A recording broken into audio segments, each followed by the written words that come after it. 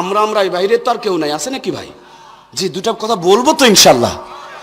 আমার নদীর এপারে যায় বলবেন লিক সারা বক্তা, লিক সারা বক্তা মানে ভালো বক্তা না, লিক সারা বক্তা। কথাটার অর্থটাই হলো, আমি এটাই বোঝানোর চেষ্টা করি, জাতি মাদ্রাসা মসজিদ কত বিল্ডিং হয়ে গেল, কত বক্তা স্টেজে ওয়াজ করতে করতে মরে গেল, কিন্তু জাতির তো পরিবর্তন হলো না। অরিজিনাল বিষয় হলো এই জাতির চরিত্রের মধ্যে যে লিক আছে, আগে লিক সারতে হবে, তারপরে ওয়াজ করলে কাজে আসবে। কথা বলুন ঠিক কিনা? এই জন্য উত্তরবঙ্গে ওনারা নাম রাখছে, আমার নাম লিক সারা বক্তা। দিনাজপুর সহ আপনাদের ময়মনসিংহের কিছু এলাকাতে আমার নাম রাখছে আবার ওয়াশ করা বক্তা। ওয়াজ না ভাইয়া, ওয়াশ ওয়াশ। কথা কি বোঝা যাচ্ছে? আপনারা বুঝতে পারছেন? প্লিজ আমাকে একটু হানা বলবেন, নইলে কিন্তু আমি কথা বলতে পারবো না। কারণ নেগেটিভ আর পজিটিভ আমি 80 থেকে 90% কথা বলবো, শুধু 10% আপনাদের সহযোগিতা আশা করছি। প্রাণের ভাইরা আমার বস্তার মুখটা একটু খুলতে দেন, যা চাইবেন ইনশাআল্লাহ পাওয়া যাবে ইনশাআল্লাহ। যেহেতু মহব্বতের বন্ধুবর মুখলিসুর রহমান মহোদয় তিনি দাওয়াত দিয়েছেন, বড় আশা করে আমিও কষ্ট করে অসুস্থতার মধ্যে দিয়ে এসেছি, আপনারা ওই গভীর রাত পর্যন্ত বসে আছেন। আল্লাহ যেন আপনাদের আত্মার খোরাক আমার জবান দিয়ে বের করে দেয়, বলুন আমিন। বন্ধুরা একটু কান লাগায়, আমি আলোচনা করব নামাজ নিয়ে। এখনো পর্যন্ত সাবজেক্টকে ওপেন করতে পারি নাই, ভূমিকার মধ্যে রয়েছে। প্রাণের ভাইয়েরা আমার, সেই মূর্খ নানিয়ার দাদির অবস্থার বর্তমানের বাস্তবতার অবস্থা মিলিয়ে দেখুন। প্যান পরা অবস্থায় বিয়ে করলো, 18টা সন্তান ডেলিভারি করলো, প্রত্যেকটা সন্তানকে বুকের দুধে লালন পালন করলো, 150 বছর পর্যন্ত বেঁচে থাকলো। এখন আমাদের 18 বছরের আগে বিয়ে করা যাবে না, বিয়ের সঙ্গে সঙ্গে যে বাচ্চা নেবেন সেটাও না, মায়াবরী প্যান্থার কন্ডম সরকার ফ্রি দেয় যাতে করে বাচ্চার সাথে সাথে না। এ কথা কয় না কেন আল্লাহ রে? যাতে করে সাথে সাথে বাচ্চা না হয়। 22 বছরে 25 বছরে বাচ্চা লয়, শিক্ষা দীক্ষা অর্জন করে, গ্রামে গ্রামে কমিউনিটি ক্লিনিক, এরপরে মাসে মাসে চেক আপ চলে, পেটের মধ্যে বাচ্চা ভালো আছে না নাই, কায়দাই না বেকায়দাই পানি আছে না নাই, কত যুক্তি খাটায়। আমি বলি নাই রে বন্ধু, ডাক্তাররা বলেছেন, সাংবাদিকরা পেপারের মধ্যে লিখেছেন, আমি খালি পড়ে আপনাদের শোনাইতেছি, আমারে দোষ দিয়েন না আমার ভাইজান গো। এখন ডাক্তাররা বলছেন 80% মেয়েকে কষাইখানা নিয়ে পেট চিরে বাচ্চা বের করতে হয়, তার মানে নর্মাল ডেলিভারি করার উপায়। পেটে সন্তান নিলেন, কষাইখানায় গিয়ে বের করলেন, মায়ের পেটে সন্তান আর বুকের দুধ পায়। বুক আছে মগর কাপড় নাই, কাপড় থাকলেও দেখবেন ঢাকে নাই। রহমত এখন গজবে রূপান্তরিত হয়েছে, কথা বলুন ঠিক কিনা? মানুষের সন্তান কোটার দুধ খায়, মানুষত্বকে বাদ দিয়ে পড়তেছে আগডুম বাগডুম ঘোড়া ডুম, হাট্টিমাটিম ঘোড়া ডিম পরিয়া রাস্তার পাশে দাঁড়ায়া দাঁড়ায়া প্যান্টের চেন খুলে দিয়া বল বিয়ারিং রিং পিস্টন বের করে কুকুরের মতন প্রসাব করায়া সারে, কথা বলুন ঠিক কিনা?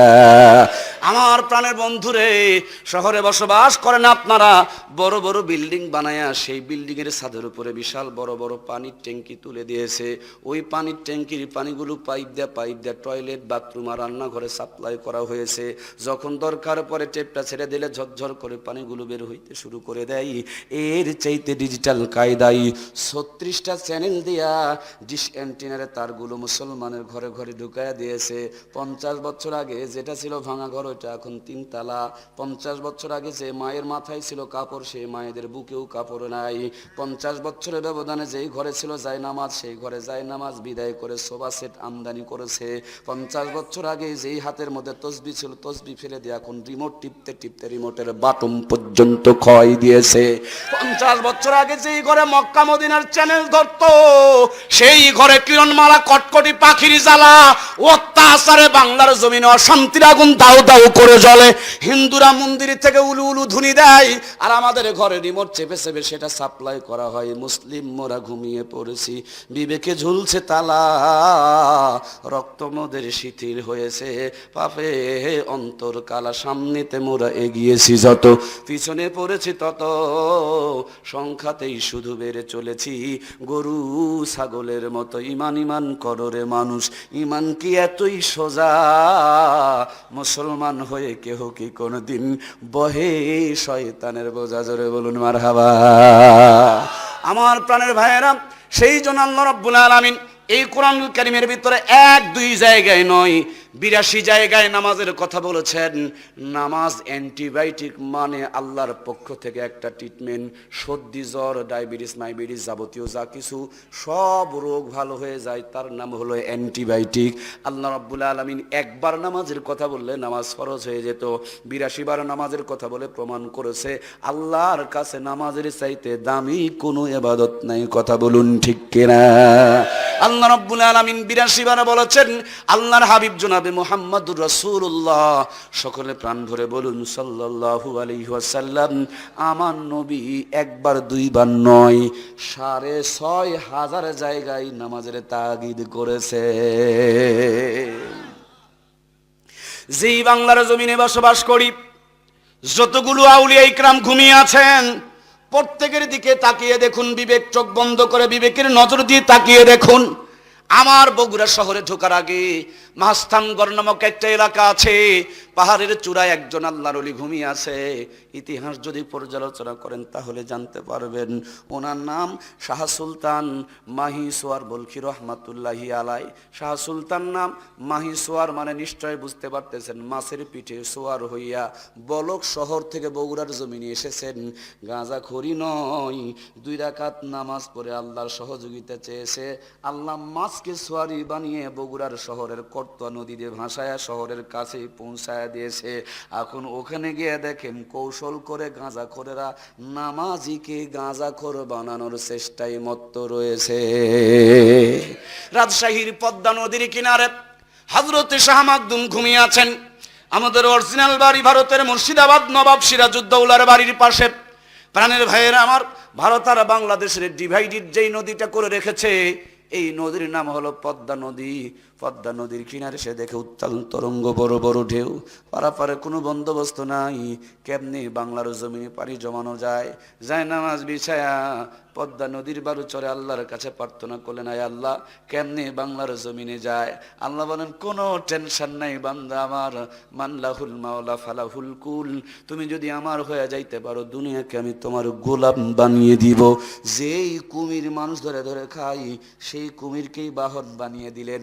কুমিরের পিঠে চড়ে আমাদের বাংলা আর ভারতের পদ্মা নদী পাড়ি দিয়ে চলে আসলেন। যতদিন প্রয়োজন পড়ল ততদিন বহন করলেন।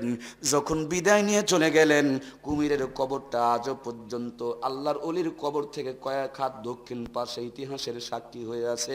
কিন্তু জাতির কপাল এতই খারাপ, সেখানেও নামাজের তালিম বাদ দিয়া গাঁজার ট্রেনিং চলে। কথা বলুন ঠিক কিনা? এই সিলেটের সুরমা নদীর কিনারে হযরতে শাহজালাল মুজাররদি আমিনী রহমাতুল্লাহি আলাই গৌর গোবিন্দের অত্যাচারের মোকাবিলা করার জন্য রওনা করলেন। গৌর গোবিন্দ জানতে যখন পারলেন, সুরমা নদীর সমস্ত পারাপার বন্ধ করে দিলেন। নদীর কিনারে এসে দেখে উত্তাল তরঙ্গ, বড় বড় ঢেউ, পারাপারের ব্যবস্থা নাই।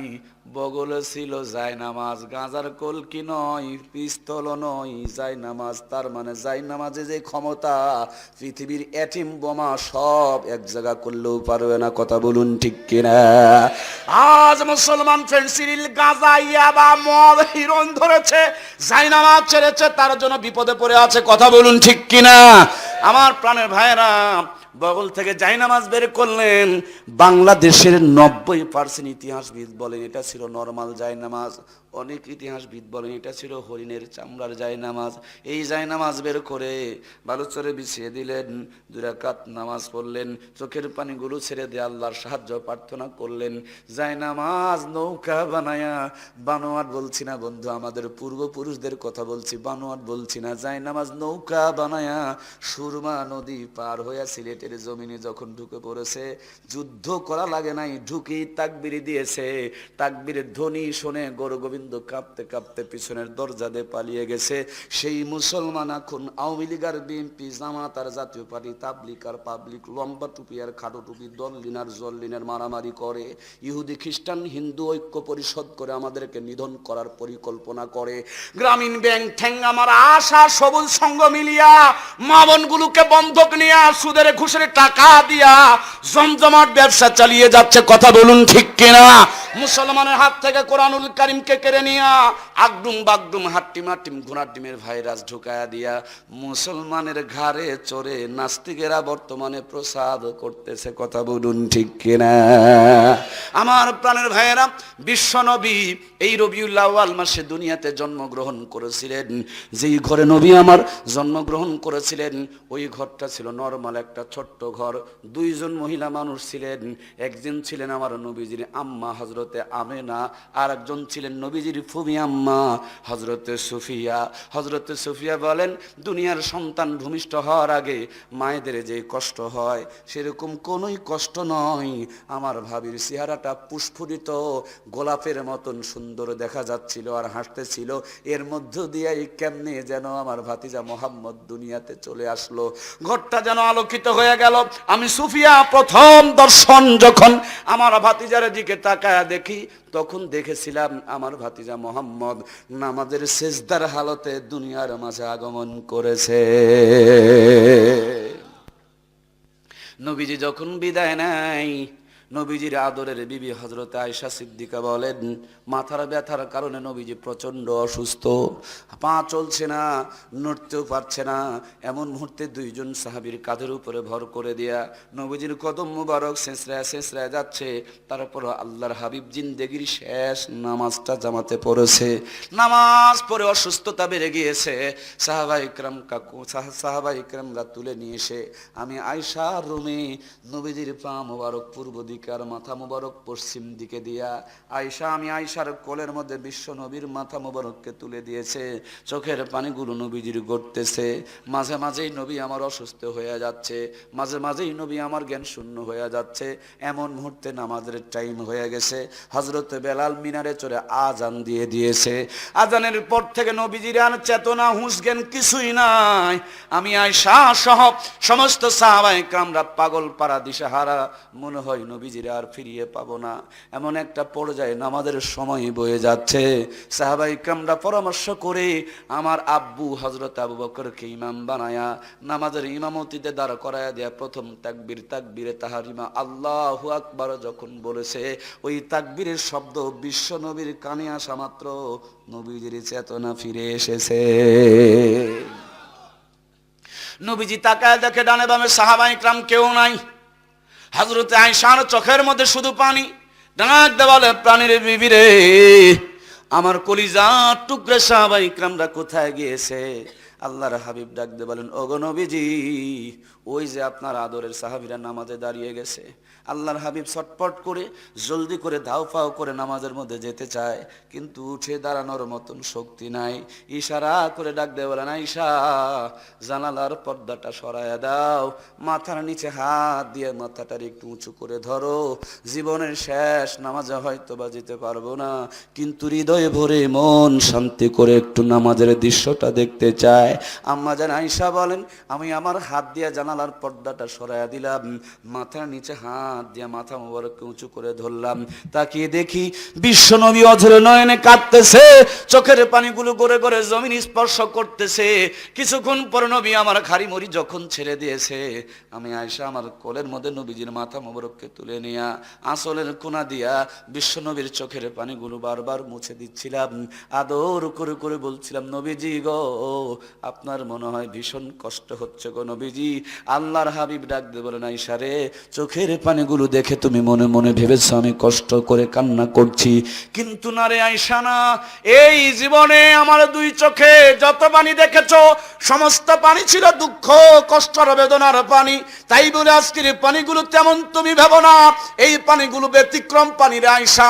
যেই নামাজের জন্য তায়েফের ময়দানে রক্ত ঝরিয়েছি, যেই নামাজের জন্য উহুদের প্রান্তরে দাঁত ভেঙেছি, যেই নামাজের জন্য আরশে আজিমে নিয়ে 27 বছর প্রেম করে আল্লাহর কাছ থেকে নামাজের হাদিয়া পেয়েছি, আমি এখন চলে যাব। যাওয়ার পূর্বেই আমার সমস্ত উম্মতদেরকে নামাজে দেখতে পেয়েছি, আর নামাজের দৃশ্য দেখে আমার কলিজাটা ভরে গেছে। আনন্দের পানিগুলো জমিনকে সাক্ষী করতেছে। আমার ভাইয়েরা, সেই মুসলমান এখন নামাজ থেকে গাফেল চলে গেছে। বন্ধুরা আমার নবীর জিন্দেগিতে মেরাজ হয়েছে একবার, কিন্তু নবীজি আমাদের জন্য ফয়সালা করে নিয়ে এসেছেন প্রতিদিন। বিশ্ব নবীর মেরাজ ছিল 27 বছর। এই মেরাজের মধ্যে তিনি আদম নবীর লম্বা জিন্দেগি, ইব্রাহিম আলাইহিস সালামের লম্বা জিন্দেগি, মুসা আলাইহিস সালামের লম্বা জিন্দেগি দেখে মনে মনে আফসোস করছিলেন, ওগো আল্লাহ, আমার উম্মতগুলো যদি আদম নবীর সমান হায়াত পেত, ইব্রাহিম আলাইহিস সালামের সমান হায়াত পেত, অনেক বেশি তারা ইবাদত করতে পারত।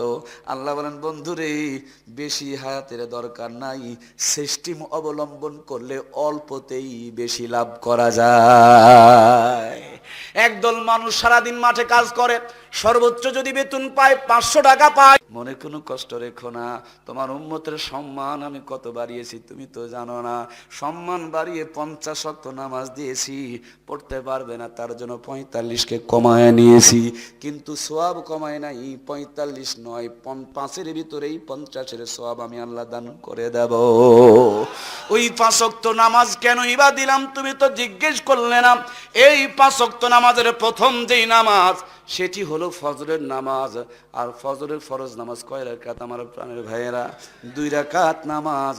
এই দুনিয়ার মাঝে যত নবী রাসূল পয়গম্বর পাঠিয়েছেন, প্রথম মানব আমাদের আদি পিতা হযরত আব্বাজান আদম আলাইহিস সালাম 1000 বছর ইবাদত করে যে সওয়াব অর্জন করেছে, ওই আদি পিতার স্মৃতি ফজরের 2 রাকাত নামাজ বিশ্ব নবীকে মেরাজের রজনীতে বন্ধু হাদিয়া দান করেছে।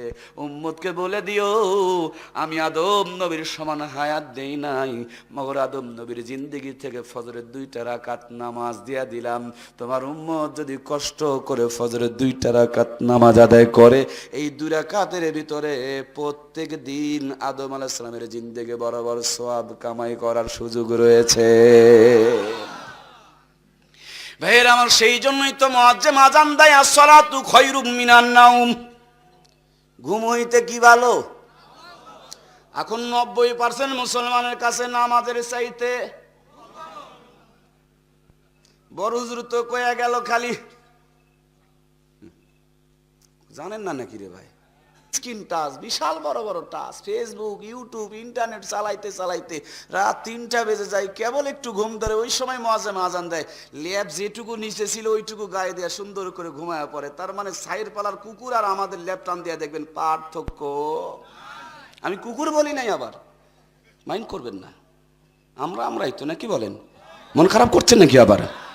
আমার ভাইয়েরা একটু কান লাগায়, আমাদের আদি পিতা হযরত আদম একটা ভুল করে দুনিয়ার মাঝে এসে প্রতিবেশী শ্রীলঙ্কার যদি পাহাড়ে তেনাকে নামানো হলো, নগ্ন দেহকে বড় বড় গাছের 3 টুকরা পাতা দিয়ে ঢাকলেন। মৃত্যুর পর পুরুষের জন্য কাফনের কাপড় কয়টা প্রাণের ভাইয়েরা? ওই আদি পিতা আদমের স্মৃতি কাপড়ের কাপড় 3টা। আদিমাতা হযরত হাওয়াকে সৌদি আরবের জেদ্দা শহরে, আরবিতে জাদ্দাতুন মানে দাদি, জেদ্দাতে পাঠানো হয়েছিল। দাদির কবরটা এখনো পর্যন্ত জেদ্দা শহরে আছে। আমার আল্লাহ আমাকে 7 বার খানায় কাবায় নিয়েছে। এই তো কয়দিন আগে বড়াম্মার কবর জিয়ারত করে এসেছি। ওই বড়াম্মা দুনিয়াতে এসে বড় বড় গাছের 5টা পাতা দিয়ে ইজ্জতকে ঢেকে রেখেছিলেন। এই জন্য মৃত্যুর পর পুরুষের জন্য 3 পিস, মগর মহিলাদের জন্য। বড়াম্মার স্মৃতি মরার পরে 5 পিস, কিন্তু মরার আগে ছিল 3 পিস। হঠাৎ করে কমেছিল 1 পিস, তার মানে কয় পিস? আবার পরে শুনলাম আরো 1 পিস কমছে, তার মানে যেইভাবে কমাকমি চলতেছে ভবিষ্যতে আরো বিপদ বাড়বে। কথা বলুন ঠিক কিনা? হাই রে ডিজিটাল বাংলা, সামনে যদি তাকায় দেখবেন পায়জামা ফাটা, ঘাড় ঘুরালে দেখবেন মাজার মধ্যে কাটা, পিছনে যদি তাকায় দেখবেন সিনেমার পোস্টার লাগা। এখন সোনার বাংলা আস্তাগফিরুল্লাহ নাউজুবিল্লাহ তওবা দিয়ে দখল হয়েছে। কথা বলুন ঠিক কিনা? আমার প্রাণের ভাইয়েরা, আব্বাজানকে পাঠানো হলো এই যদি পাহাড়ে, আম্মাজানকে পাঠানো হলো সৌদি আরবের জেদ্দা শহরে। 350 বছর কেঁদে আরাফার ময়দানে, আরাফা মানে মিলন হওয়া, মিলিত হওয়া, একত্রিত হওয়া।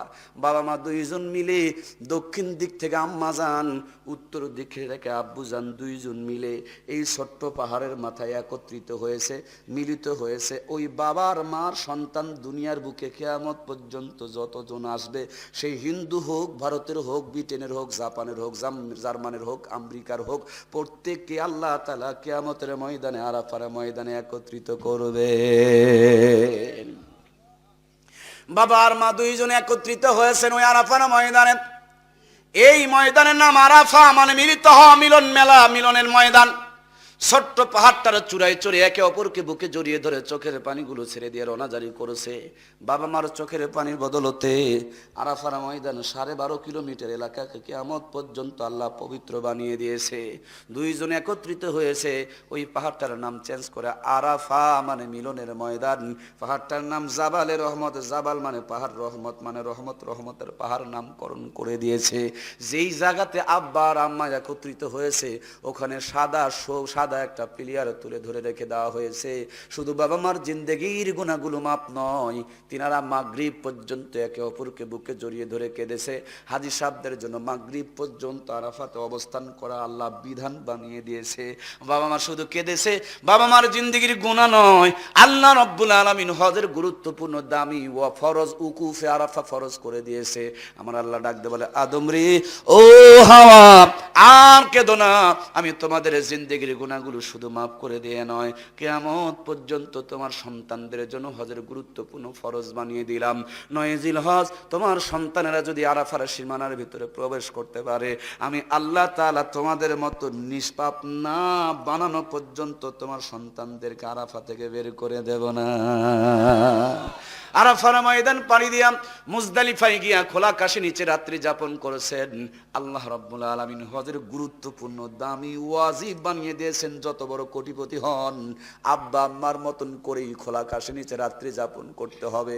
মুজদালিফা পাড়ি দিয়া বাইতুল্লাহ গিয়া চোখের পানিগুলো ছেড়ে দিয়া দোয়া করছেন, রব্বানা যালামনা ওয়া ইল্লাম তাগফির লানা ওয়া তারহামনা লানাকুনান্না মিনাল খাসিরিন। আল্লাহ বলেন, আদম গো, তোমার এই দোয়া আমার কাছে অনেক ভালো লেগেছে, তোমার সন্তানদের জন্য কোরআনের মধ্যে দিয়া দিলাম। তুমি যেমনি তোয়াফ করেছো, এই তোয়াফকে হজের গুরুত্বপূর্ণ দ্বিতীয় ফরজ তোয়াফে জিয়ারা ফরজ করে দিলাম।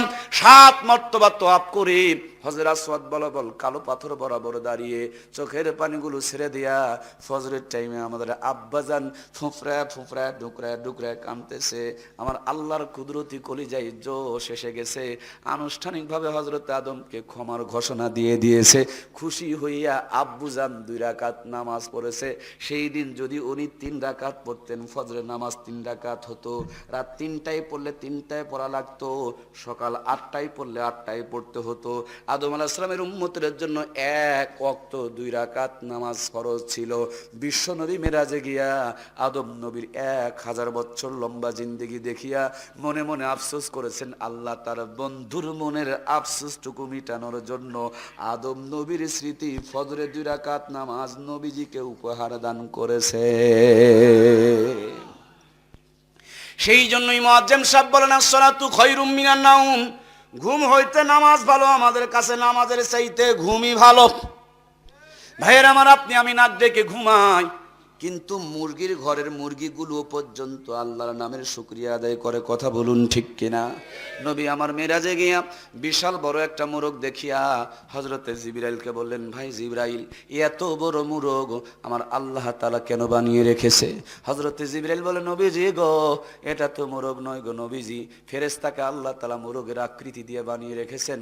প্রত্যেক দিন ফজরের টাইমে এই মোরগটা যখন আরশে আজিম থেকে বলেন সুবহুন কুদ্দুসুন রব্বুনা ওয়া রব্বুল মালাইকাতু ওয়ার রূহ, তো এই মোরগের কণ্ঠে কণ্ঠ মিলায়া দুনিয়ার মোরগগুলো বলেন সুবহুন কুদ্দুসুন রব্বুনা ওয়া রব্বুল মালাইকাতু ওয়ার রূহ। কিন্তু কানের ভিতরে ইয়ারফোন ঢুকায়া গান শুনে শুনে কানের পাওয়ার নষ্ট হয়ে গেছে। মোরগে বলে রব্বুনা ওয়া রব্বুল মালাইকাতু ওয়ার রূহ, আর আমরা শুনি কুকুরুকু। গাছের পাখিগুলো কিচিরমিচির করে, জনাব কিচিরমিচির নয়, ওই পাখিও পর্যন্ত বলে, ওঠো মুমিন মুসলমান ঘুমায় না। আর আমরা পশু পাখি জিকিরি করি, জিকির আল্লাহর। আমরা পশু পাখি জিকিরি করি, জিকির মাওলার। জোরে বলুন মারহাবা। আমার প্রাণের ভাইয়েরা, খুব খেয়াল করবেন, ফজরে আজান যখন দেয়, সাইরে পালার কুকুর গায়ের ছাইগুলো ঝেড়ে ফেলে দিয়া উপরের দিকে মুখটা করে উ উ বলে চিৎকার করে। কুকুর তো উ বলে না, কুত্তা আমার খাস জবান নিয়ে আমার আল্লাহর শুকরিয়া আদায় করে। কথা বলুন ঠিক কিনা? আপনি আমি আশরাফুল মাখলুকাত, আজান যখন হয় চোখ ডলতে ডলতে বিছানা থেকে ওঠার সময় উচিত ছিল আলহামদুলিল্লাহিল্লাযী আহইয়ানা বাদা মা আমাতানা ওয়া ইলাইহিন নুশুর। কিন্তু কুকুরের যদি ঘুম ভাঙে সকাল 6টায়, আমরা ভদ্রলোক, তার জন্য আমাদের লাস্টিং পাওয়ার 3 ঘন্টা বেশি, আমাদের ঘুম ভাঙে আরো 3 ঘন্টা পরে, তার মানে সকাল। হিসাব কি জানেন না কয়টায়? কুকুরের ঘুম ভাঙে 6টায়, আমাদের ঘুম ভাঙে 9টায়। কুকুর ঘুম ভাঙার পর শুকরিয়া আদায় করে কার? জোরে বলেন কার? আর আমরা ভদ্রলোক, তার জন্য বালিশের নিচ থেকে লম্বা লম্বা আগরবাতি বের করে। ওমারে কিরে ভাই, বুঝতে পারছেন না নাকি? ও বোঝা যায় তো, তাহলে মিল আছে মাশাআল্লাহ। গরু ছাগল পায়খানা করার সময় খায় না, আর আমরা না খাইলে ক্লিয়ার। কি যে ভদ্র হইছি রে দাদা, ভদ্রতার মাপ কাঠি দিয়ে মেপেই পাওয়া যাচ্ছে না। দেখবেন ইটের ভাটার উপরে ধোঁয়া দেখা যায়, ধোঁয়া ধোঁয়া, ধোঁয়াই বলে যে ভিতরে আগুন আছে। হিন্দু মরে গেলে শ্মশান ঘাটিতে নিয়ে আত্মীয় স্বজন মুখে আগুন দেয়, তুই মুসলিম, তোর মুখে আগুন লাগানোর বিধান পালি কোথায়? গরু ছাগল পায়খানা করার সময় খায় না, আর তুমি না খাইলে তোমার পায়খানা ক্লিয়ার হয় না? যেটা যত বড় ঘুষখোর, তার সিগারেটের দাম তত। ওর বাপের টাকা দিয়ে খাওয়া লাগলে তো মহব্বত বুঝতো। কলমের খোঁচা দিয়ে কামাই করে খায়, আবার হুজুরদের দেখতেও পারে না। কথা বলেন না কেন রে ভাই? হুজুর দেখলে কয় ভিক্ষা করে খায়। আচ্ছা, আমি যদি 10 টাকা আপনাদের কাছ থেকে চেয়ে নেই, এটা হালাল না হারাম? জোরে বলেন। আর যদি ঘুষ খাই? এই ঘুষখোর ভাইরা, আমরা হুজুরা চেয়ে নেই, এটা হালাল, আর তোরা যেটা ঘুষ খাস ওটা হারাম। কথা বলেন ঠিক কিনা? কোন আলেম বিড়ি সিগারেট টানায় না। মৃত্যুর পর হিন্দুদের মুখে আগুন দেওয়ার বিধান আছে, মুসলমানের মুখে কোনো আগুন দেওয়ার বিধান নাই। এই সমস্ত পাপের কারণে মুখের বরকত কমে গিয়েছে। যখন ঝড় আসে তখন বলে রব্বানা যালামনা, বিপদ বাড়ে আর কমে না। কথা বলুন ঠিক কিনা? আমার প্রাণের ভাইয়েরা একটু কান লাগায়। ফজরের 2 রাকাত নামাজ, আদি পিতা হযরত আদমের স্মৃতি। বন্ধুরা আমার, এই 2 রাকাত নামাজের বিনিময়ে আদম আলাইহিস সালামের জিন্দেগি বরাবর সওয়াব আমার আল্লাহ তাআলা দান করবেন। ও প্রাণের বন্ধুরা আমার, ফজরের 2 রাকাত নামাজ তো জাতির আদির পিতার থেকে পেলাম। যোহরের ফরজ নামাজ কয় রাকাত বলুন তো দেখি? এই 4 রাকাত নামাজ জাতির পিতা সাইয়েদিনা হযরত ইব্রাহিম আলাইহিস সালাম, আমি নয় আমার আল্লাহ তো কোরআনে বলে রেখেছেন, মিল্লাতা আবিকুম ইব্রাহিম হুয়া সাম্মাকুমুল মুসলিমিন। আল্লাহু আকবার। মুসলমানের জাতির পিতার নাম ইব্রাহিম আলাইহিস সালাম রেখেছেন কে? আমরা জন্ম নিয়েছি মুসলমানের ঘরে, কিন্তু জাতির পিতা জন্ম নিয়েছে ওই জামানার সবচাইতে বড় মূর্তির কারিগর আজর কুমারের ঘরে। কথা বলুন ঠিক কিনা? জন্ম ভালো মানুষের বাড়িতে নয়, কর্ম ভালো। কিয়ামত পর্যন্ত জাতির পিতা আমাদের জন্ম ভালো মানুষের ঘরে, মগর কর্ম ভালো। ওয়াস বোঝা যায়? বোঝা যায়? কুত্তার মতন দাঁড়িয়ে মতে আবার মুসলমানও দাবি করে। মুতে প্যান্টের মধ্যে পরে আর সামনের দিকে নড়ে আর হাঁটে, নড়ে আর হাঁটে। দুর্গন্ধের কারণে কাছে যাওয়া যায় না, আবার হুজুরে দেখাও পারে না। এরকম ব্যাককেল নাই এলাকায়? নাই। খালি হুজুর দেখলে ওদের চুলকানি ধরে, চুলকানি। গান গায় মনে বড় জ্বালারে পাঞ্জাবিওয়ালা, আবার মরে যদি যায় পাঞ্জাবিওয়ালা ছাড়া উপায়। এতদিন পর্যন্ত পাক না পাক বোঝে নাই, এখন মরার পর বড় হুজুরকে ডাক দিয়ে প্যান্ট শার্ট খুলে নিয়ে বিড়ি সিগারেট মদ গাঁজা যা আছে সব বের করে নেয়। কারণ এগুলোন সহকারে যদি কবর দেয়, ফেরেশতা যে গুতান দিবে, কি সিটারের সিটার। এতক্ষণ পর্যন্ত ওগুলা ছাড়া বাঁচে না, আর মরার পর ওগুলা নিয়ে কবরে যায় না।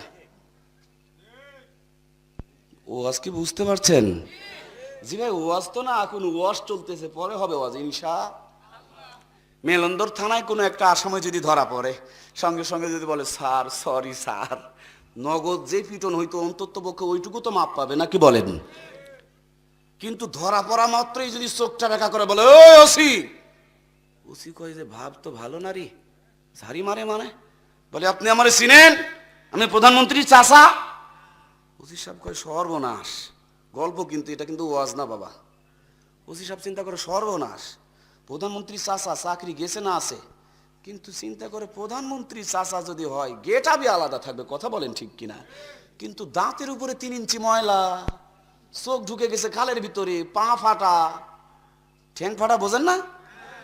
ওসি সাহেবের সন্দেহ হয় প্রধানমন্ত্রী চাচা মানে, মুখের থেকে ভ্যাক ভ্যাক করে গন্ধ বের হয়, এটা আবার প্রধানমন্ত্রী চাচা মানে, সন্দেহ জাগছে বুঝছেন। মোবাইলটা কানে লাগায় প্রধানমন্ত্রীর সাথে খোঁজ গল্প করছে, ইনাই বিনাই বলতেছে, মানে ডাইরেক্ট বলতে পারছে না। তো স্যার আপনার চাচা আমাদের মেলন ধরে আসছে, ভালো কথা, কিন্তু বেচারি যে ফ্রেন্ড সিরিল সহকারে ধরা খাইছে, প্রধানমন্ত্রীর তো মেজাজ 180 ডিগ্রি। কতদিন আগে দাদাই চাচাই আমার মরছে, কবরে খবর আছে না, আমি নিজেই জানি না, তোমার মেলন ধরে গেল মানে।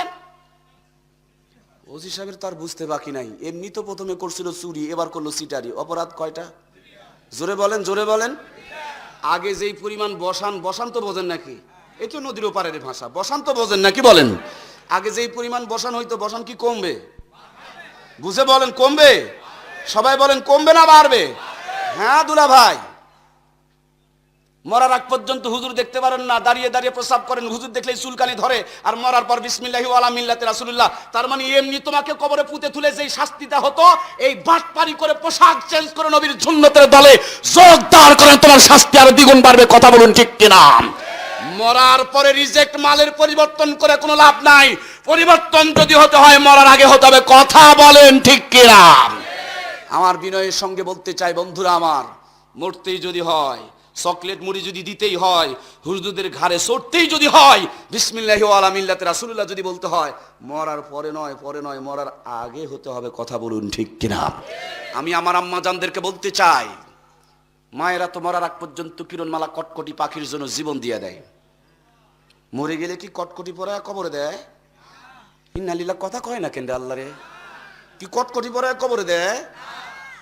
কটকটি মটকটি খুলে নিয়ে চকলেট মুড়ি দিয়ে, ওরে বাবারে, পর্দা নিশিন রাবিয়ায়ে বসরিয়ায়ে বাঙ্গালিয়া, এই ভ্যাক ভুঙ্কি কিন্তু কবরে ফেরেশতার কাছে খাটবে না।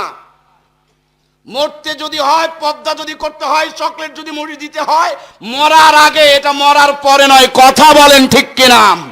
মরার পরে রাবিয়ায়ে বসরিয়ায়ে বাঙ্গালিয়া, আর মৃত্যুর আগ পর্যন্ত ফাটা কাটা পরে পরে দেশের মানুষকে দেখা বাংলার জমিনকে নরক বানিয়ে ছাড়ো, আর আলেমদেরকে দেখতে পারো না, তোমাদের পেট থেকেই এখন শাহজালাল শাহপ্রাণ জন্ম নয়, বরঞ্চ লুচ্চা গুন্ডার এরশাদ শিকদাররা জন্ম নিচ্ছে, কথা বলুন ঠিক কিনা? আমি আমার আম্মা জানদেরকে বিনয়ের সঙ্গে বলতে চাই, পরিবর্তন মরার পরে নয়, মরার আগে হতে হবে, কথা বলুন ঠিক কিনা? ভাইয়েরা কষ্ট পাচ্ছেন, আমি জানি আপনাদেরকে খারাপ লাগবে, জ্বরের বড়ি তিতাই হয়, এটাও আমি জানি। জীবনে তো ওয়াজ বহুত শুনছেন, ওয়াজ ভাইজান, ওয়াজ। আল্লাহ তাবারক তাআলা আমাদেরকে কবুল করুক, বলুন আমিন। খুবই কষ্ট হচ্ছে আপনাদের? বন্ধুরা আমার, কান লাগায়, ফজরের 2 রাকাত নামাজ আদি পিতা আদমের স্মৃতি, জোহরের 4 রাকাত নামাজ জাতির পিতা হযরত ইব্রাহিমের স্মৃতি। জাতির পিতা জন্ম নিলেন মূর্তি পূজকের ঘরে, কর্ম ভালো, জাতির পিতা হইতে পারলেন। বাবা কাঁধের মধ্যে নিয়া মন্দিরে গিয়া টুলের উপরে বসতে দিয়া নিজের হাতে খের পেঁচায়া পেঁচায়া একটা মূর্তি বানাইছে, কাপড় চোপড় পরায়া নম নমর পূজা শুরু করে দিয়েছে।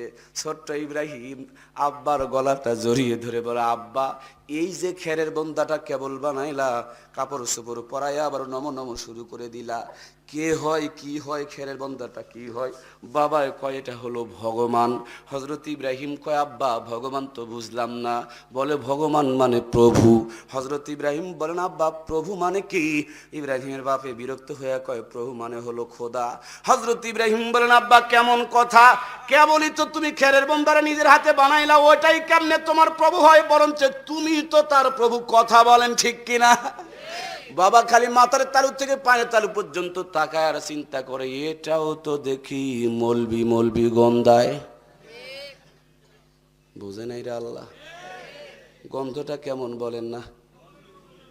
100টা মেয়েকে ধর্ষণ করে সেঞ্চুরি অর্জন করে বৃষ্টি বিতরণ করে খায়, তাদের কোনো দোষ? হুজুরা জোরে গেলে কয় দাওয়াত পাইছে, ধীরে হাঁটলে কয় বেশি খাইছে, এরকম বেয়াদব বাংলার জমিনে জন্ম নেয় নাই।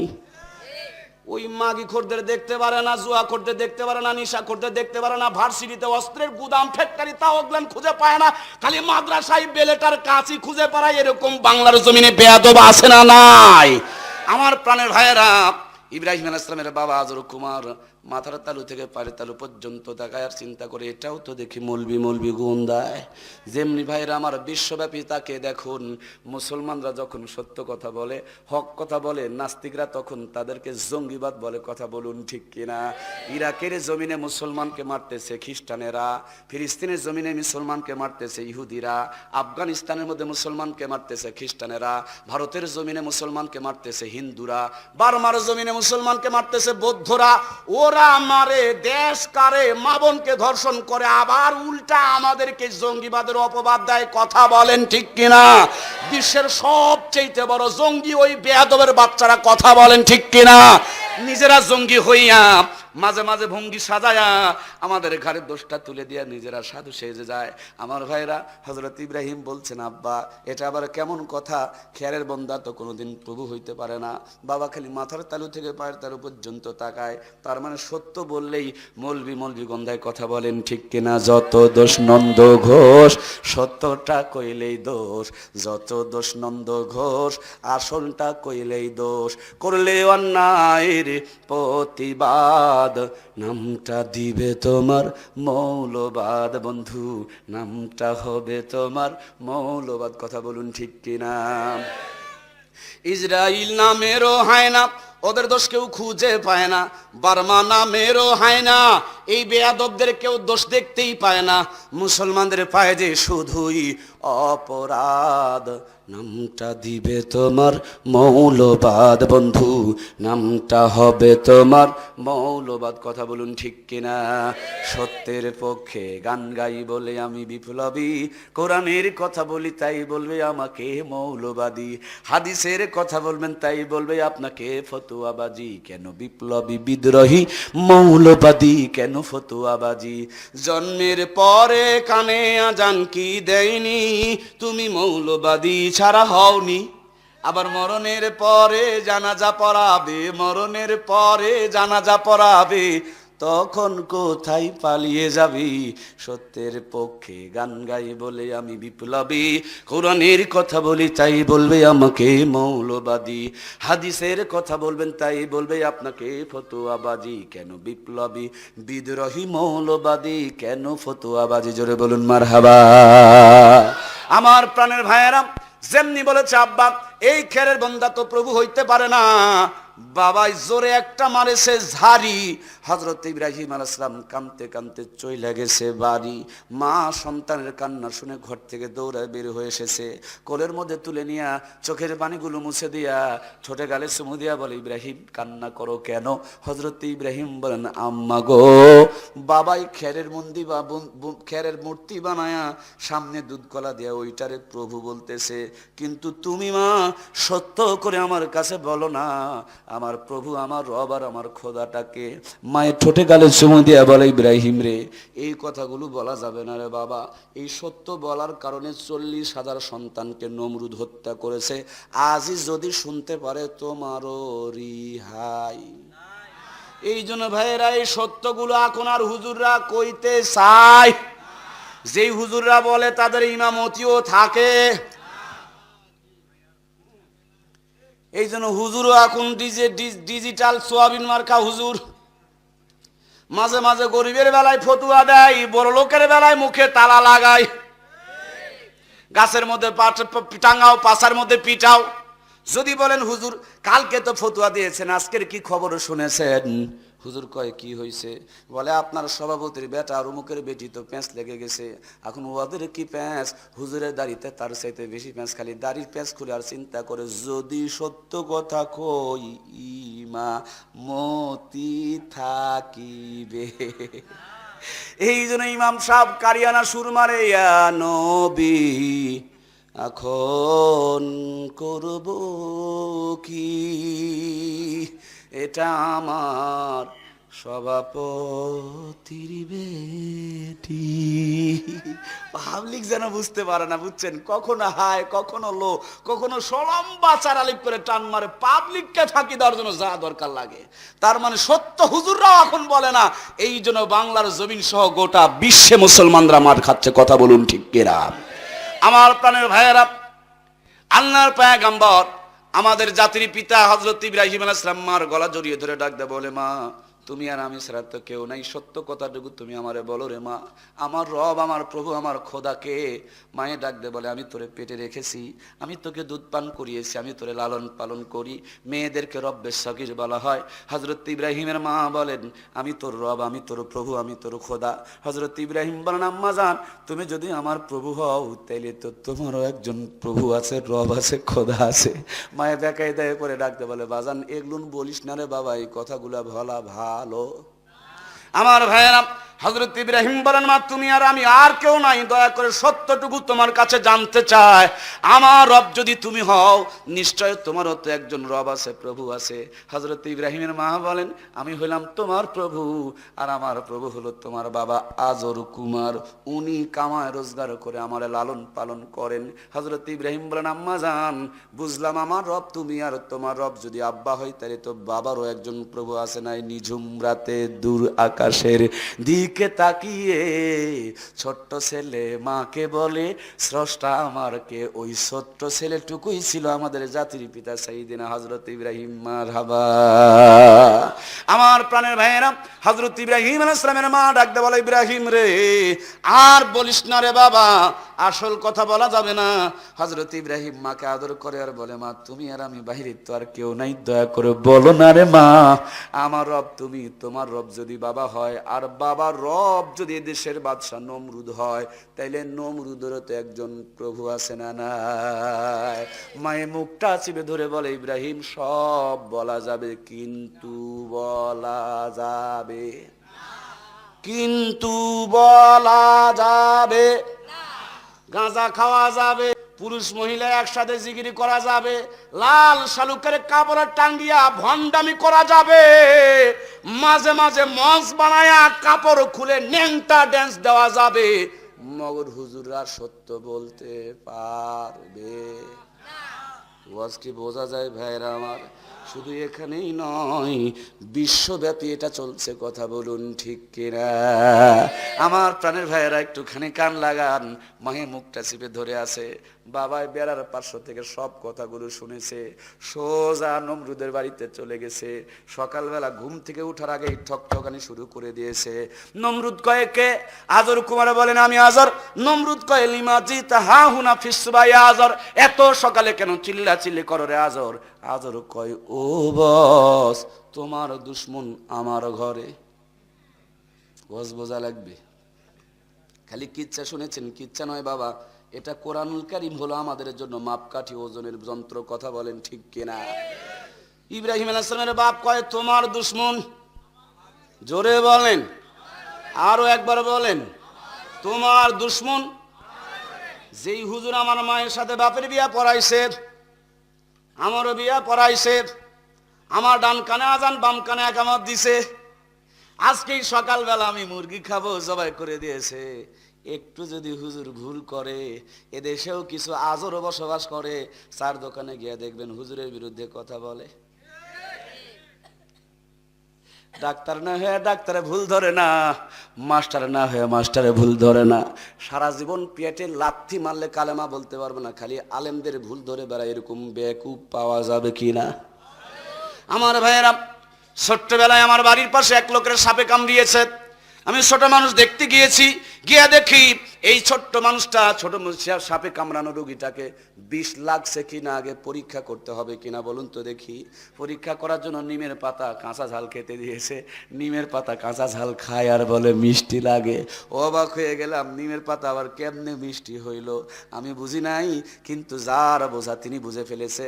উনি বলতেছে একে জাতি সাপে কামড়িয়েছে, বিষও লেগেছে, এই জন্য রুচিটা চেঞ্জ হইয়া।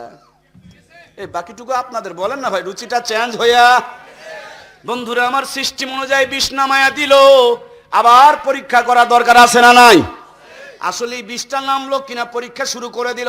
নিমের পাতা মুখে দিতেই থু করে ফেলে দেয়, কাঁচা ঝাল মুখে দিতেই ফুথু করে ফেলে দেয়। ও বন্ধু, মমতাজ আপা ভালো লাগে, শাকিব খান ভালো লাগে, শাহরুখ খান ভালো লাগে, কুকুরের মতন দাঁড়িয়ে দাঁড়িয়ে মতে ওদের তো ভুল ধরতে পারো না, খালি হুজুরের ভুল ধরো কেন?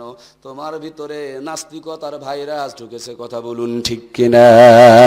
এক একটা বার এই বেয়াদবকে চরমনা পাঠায়া দাও, সিল্লার মধ্যে পাঠায়া দাও, টাকা যদি থাকে হজে পাঠায়া দাও।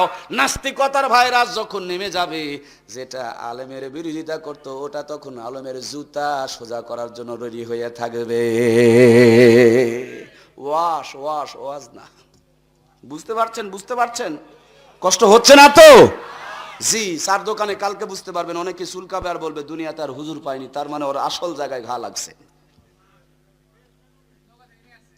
প্রাণের ভাইয়েরা আমার একটুখানি কান লাগান, একটুখানি কান লাগান আমার বন্ধুরে। জোহরের 4 রাকাত নামাজ, জাতির পিতা হযরত ইব্রাহিম আলাইহিস সালামের স্মৃতি, জাতির পিতার বাবা, সব কথা নমরুদের কাছে লাগিয়ে দিয়েছে। নমরুদ লোকজন পাঠায় হযরত ইব্রাহিমকে ধরে নিয়ে চলে গেছে। যেগুলো জানেন সেগুলো বলবো না, জায়গা জায়গা গভীর তথ্য রয়েছে, সেগুলো তুলে ধরবো। আমার ভাইরা ধৈর্য হারা হবেন না। লোকজন চলে এসে হযরত ইব্রাহিমকে ধরে নিয়ে বিশাল অগ্নিকুণ্ড সাজায়া ইব্রাহিম আলাইহিস সালামকে আগুনে ফেলানোর জন্য চরকি বানানো হয়েছে। এক মাথার মধ্যে পয়গম্বরকে বেঁধে আর এক মাথার মধ্যে দড়ি লাগায়া 70,000 ব্যাবিলন দেশের যুবকেরা ধরে টানে। হযরত ইব্রাহিম তো দূরের কথা, একটা পশম পর্যন্ত নড়াইতে পারে নাই। নমরুদ ভীষণ টেনশনগ্রস্ত। মিস্টার ইবলিস আজাজিল শয়তান চিন্তা করলো আমাকে তো হেল্প করতে হয়। মাথায় বড় একটা পাগড়ি, মুখের মধ্যে পাটের ফিসাওয়ালা দাড়ি, গায়ের মধ্যে বড় একটা রাস্তা ঝাড়ু দেওয়া জুব্বা লাগায়া, হাতের মধ্যে কাঠের দানাওয়ালা তাসবিহ লইয়া ঠকাস ঠকাস করে জিকির করে যায়। সারা জীবন মানুষকে ঠগায়া খাইছে, মগর নিজে ঠকতে রাজি। এরকম ভণ্ড পীর আমাদের দেশে ও আছে। মাশাআল্লাহ আমার ভাইয়েরা, খুব ভালো কথা, আপনারা ভালো বলতেছেন। বন্ধুরা আমার একটুখানি কান লাগান। এই শয়তান যখন যায়, নমরুদ ডাক দিয়ে বলে, দয়াল বাবা কলা খাবা? জলদি করে আও, আমার ঘরে কলা আছে, ছিলা ছিলা খাও। কলার সাথে যদি গাঁজা লাগে তাও চালায়া যাও, মহিলা যদি লাগে ব্যবস্থা আছে, টেনশন নাই, ওটাও খাও। আমার ভাইরা খালি একটা বুদ্ধি দাও, আমার দুশ্মন ইব্রাহিমকে কেমনে আগুনে পুরানো যায়।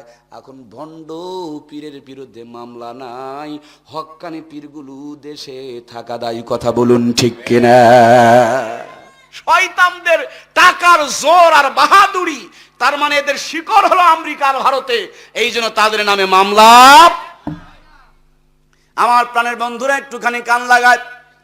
আল্লাহর প্রিয় পয়গম্বর হযরত ইব্রাহিমকে আগুনে ফেলানোর জন্য শয়তানকে দাওয়াত দিয়ে বাড়িতে নিয়ে গেলেন, তার কাছে সহযোগিতা প্রার্থনা করলেন। শয়তান বলেন, আমার কামই তো হলো মানুষের সহযোগিতা করা। এখন গ্রামীণ ব্যাংক, ঠেঙ্গা মারা, আশা, সবুজ সংঘ, এদের কাম হলো আমাদের সহযোগিতার নামে ইমানের ভিতরে বাঁশ ঢুকিয়ে দেওয়া। কথা বলেন ঠিক কিনা? ছেলে মানুষকে টাকা দেয় না, বেরিচল বন্ধক ছাড়া টাকা। আমারে কয় না রে, কয় না রে, ওরে আল্লাহ রে, কয় না রে, এই বোবা শয়তান রে, কয় না রে।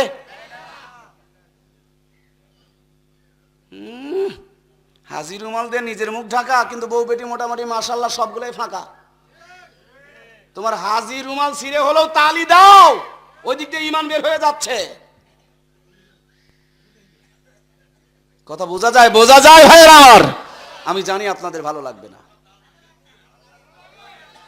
কি বক্তৃতা চলবে? বুঝে বলেন, বক্তৃতা কি চলবে? ব্যারাম থাকলে জ্বলবে। ব্যারাম থাকলে জ্বলন সহ্য করতে রাজি আছেন তো?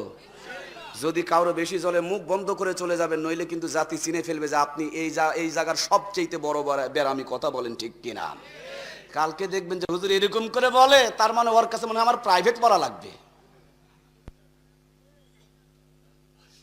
ভাইরা আমার, আমরাই, বাহিরের কেউ নাই রে ভাই। সেই জন্যই দরদ নিয়ে দুইটা কথা বলছি। এই ভুল পথ থেকে যতক্ষণ পর্যন্ত না ফিরেছি, কোনোদিন নামাজ রোজা কাজে লাগবে। ডায়াবেটিসের ঔষধ খান আর মিষ্টি 3 কেজি করে চালিয়ে যান, মাশাআল্লাহ ডায়াবেটিস খুবই ভালো হবে।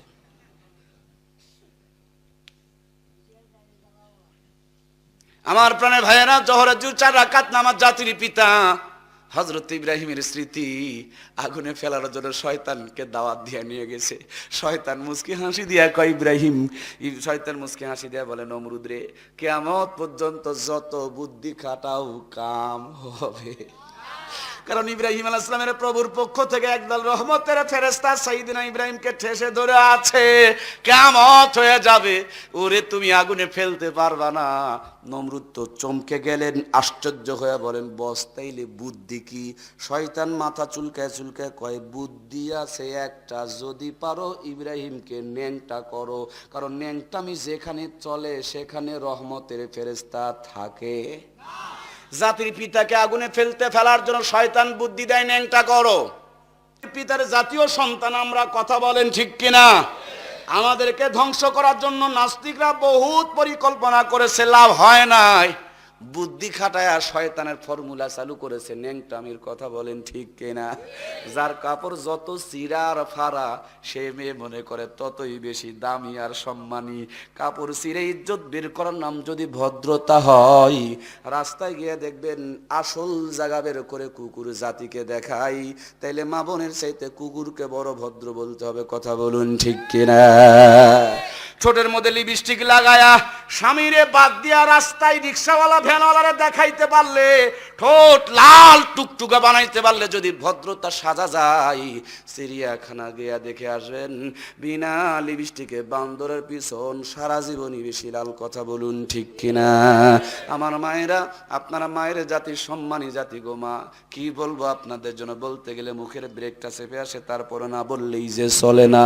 আপনাদের যন্ত্রণায় রাস্তা পথে চলা এমন কঠিন যন্ত্রণা হয়ে গেছে, তার জন্যই তো মরহুম কবি একটা সঙ্গীত বলে গেছে, ও আল্লাহ আল্লাহ রে, এ কোন দুনিয়ায় পাঠাইলা আমারে, এই জামানার মানুষগুলোর মানুষ নাহি বলে, গরু ঘোড়া হার মানায়া হায়নার মতো চলে, ও আল্লাহ আল্লাহ রে, এ কোন দুনিয়ায় পাঠাইলা আমারে, হাইরে সাধের দুনিয়ায় মানুষ পাওয়া বড় দায়, মানুষ দেখতে চলেন এবার জাদু ঘরে যাই সবাই, মানুষ দেখতে চলেন এবার কোথায়? ভাইয়েরা আমার, জাদুঘরে গিয়ে দেখবেন sari piece, three piece, panjabi, pyjama, lungi ছিল না। মানুষের সম্মান ছিল, ইজ্জতের দাম ছিল, সেই জন্য বড় বড় গাছের পাতা, ভিন্ন গাছের লতা দিয়া মানুষ তার ইজ্জতকে ঢেকে ঢেকে রেখেছে। আর ডিজিটাল জামানায় কাপড় ছিঁড়ে ফিরে ইজ্জত বের করার প্রতিযোগিতা চলতেছে, কথা বলুন ঠিক কিনা? মাঝে মাঝে ছোট্ট ছোট্ট বাচ্চা আমাদের আম্মু জানরা কোলে তুলে দেয়, বলে হুজুর বাচ্চাটাকে একটু ফু দিয়ে দেন। জিজ্ঞেস করি কেন? মায়েরা বলে বাতাস লেগেছে তার জন্য। আমরা জিজ্ঞেস করি কেমনে বাতাস লাগলো? আম্মু জানেরা বলেন ভাজা পোড়া খাইতে খাইতে বাহিরে গেছে তার জন্য বাতাস লাগছে। ছোট্ট বাচ্চা ভাজা পোড়া খাইতে খাইতে বাহিরে গেলে যদি বাতাস কুতাস লাগে গো, এমনি তো মা বোনেরা ফর্সা, আমরা পাচ্ছি না মোটামুটি কোনো ভরসা, তারপরও বিউটি পার্লারে সেজে কটকটি মটকটি পরে রাত দুপুর কিছুই মানে না, এদের মনে হয় বাতাস কুতাস লাগে না, কথা কয় না কেন? লাগে না? লাগে লাগেই, তার জন্য তো বাংলার জমিনে নেটওয়ার্ক বিজি থাকে, কথা বলুন ঠিক কিনা? আমার প্রাণের মায়েরা, ছোট্টবেলায় জিন্দগির প্রথম যখন বক্তৃতা শিখি, মাতাজি নামক নওগাঁ এলাকার ভিতরে বিখ্যাত একটা হাট আছে, নসিমন ভুটভুটি গাড়িতে চড়ে মাহফিল করার জন্য যাচ্ছি, হঠাৎ দেখি তরমুজের জমিতে একটা বুশ বানায়া পাছায় বাঁশ দিয়া মাথায় পাতিল, গলায় জুতার মালা। টেনশনে পড়ে গেলাম, এটা আবার কোন জ্বালা? এক মুরব্বী বললেন এটা হলো তরমুজ বাঁচানোর কায়দা। দিনাজপুরে গিয়ে দেখি কাঁঠালের গাছে জুতার মালা। পেরেশানিতে পড়ে গেলাম, এ আবার কোন জ্বালা? মুরব্বী কয় খালি কাঁঠাল খসে খসে পড়ে যায়, তার জন্য এটা কাঁঠাল বাঁচার কায়দা। মাঝে মাঝে দেখি রাস্তার পাশে কদুর ঝাঙালি, ওখানেও জুতার মালা, তার মানে এটা হলো কদু বাঁচানোর কায়দা। এইবারই যখন আমি আপনাদের ময়মনসিংহ আসতেছিলাম, বগুড়া পার হওয়ার পরে দেখতেছি এক গাড়ির নিচে চামড়ার জুতা ঝোলে। আমি আমার ড্রাইভার বন্ধুবরকে বললাম, দেখেন আপনি সাক্ষী থাকেন, আমি কিন্তু মিথ্যা বলি না, আপনি দেখেন দেখেন। ভাইয়েরা আমার, ছোট্টবেলাতে আমি কলার ঘাউর কাটছি, এটা বাহিরে কাঁচগুলো ছড়াচ্ছি, মায়ে বলতেছে ভিতরে নিয়ে যা। জিজ্ঞেস করলাম কেন? মায়ে বললেন মানুষের নজর খারাপ, বদ নজর যদি লাইগা যায় কলাও পাকবে না, দর কষা থাকবে, কথা কন ঠিক কিনা? আমার মোটরসাইকেলটা কয়েকবার অ্যাক্সিডেন্ট করলাম, আমার ভাতিজারে দিয়ে আমার নিজের মোটরসাইকেলের নিচে আমার মা চামড়ার জুতা ঝুলাই রাখছিল। তার মানে বদনজর থেকে বাঁচাইতে চায়। আমার গ্রামের বাড়িতে 2টা মসজিদ আছে আমার ভাইয়েরা, নতুন যেই মসজিদ ওই মসজিদের সামনে একটা গরুর গড়া, কয়েকটা গরু বাঁধা আছে। হঠাৎ তাকায় দেখি এক গাভীর গলায় জুতার মালা। পেরেশানিতে পড়ে গেলাম, এ আবার কোন জ্বালা, কিছুই বুঝলাম না। এক মুরব্বী চাচা এসে বলছে, কেন দাঁড়িয়ে আছো? আমি বললাম, চাচা ওই যে দেখেন জুতার মালা, এর শানে নুজুল খুঁজে বের করতেছি। চাচাই বলল, তুমি কি কিছু পেয়েছো? আমি বললাম, না আমি এখনো কিছু পাই নাই। মুরব্বী বললেন, তাহলে একটু নিচু হও, সাপো হও, হালো। নিচু হইয়া তাকায় দেখি ভাইয়ের আমার, গাভীর উলানের মধ্যে দুধের বাঁট কয়টা বলুন তো দেখি? এই 4টি দুধের বাঁটের ভিতর থেকে 3টা দুধের বাঁট পৌঁছে গেছে। মেজাজটা তো খারাপ হয়ে গেল, টেনশন আরো বেড়ে গেল। হাই আমি কি দেখতেছি কিছুই তো বুঝতে পারলাম না। মুরব্বীকে জিজ্ঞেস করলাম, জানাব কারণটা কি একটু বুঝিয়ে বলেন। মুরব্বী আমারে বললেন, দেখো আশরাফুল মাখলুকাত, সৃষ্টির শ্রেষ্ঠ জীব, মানুষ হইয়া আবলা জানোয়ার গরুটারে মুগ্ধ করেছে, বদনজর করেছে, বান মেরেছে, সেই জন্য স্তনের 3টা দুধের বাঁট পৌঁছে গিয়েছে। টেনশন তো বেড়ে গেল, সর্বনাশ, অপরাধ করলো মানুষ আর জুতার মালা। কিরে ভাই, বাকিটা আপনাদের দায়িত্ব মনে নাই? অপরাধ করলো মানুষ আর জুতার মালা। জোরে বলেন, জুতার মালা। দেশ চালানো না, চালাই না হুজুররা, তারপর হুজুররাই দেশ খাইছে, কথা কন ঠিক কিনা? সেই জন্যই তো মরহুম কবি বলে গেছে, নৌকা আর ধানের শীষ, এর সাথে মিলে মিশে ইসলামের ভাবনা ভাবিস। নৌকা আর ধানের শীষ, 2 সাপের একই বিষ, ওর সাথে মিলে মিশে ইসলামের ভাবনা ভাবিস। বোকামি ছাড়া এ যে কিছুই না, ওরা যে একই সাপের 2 ফানা, ওরা যে একই পাখির 2 ডানা।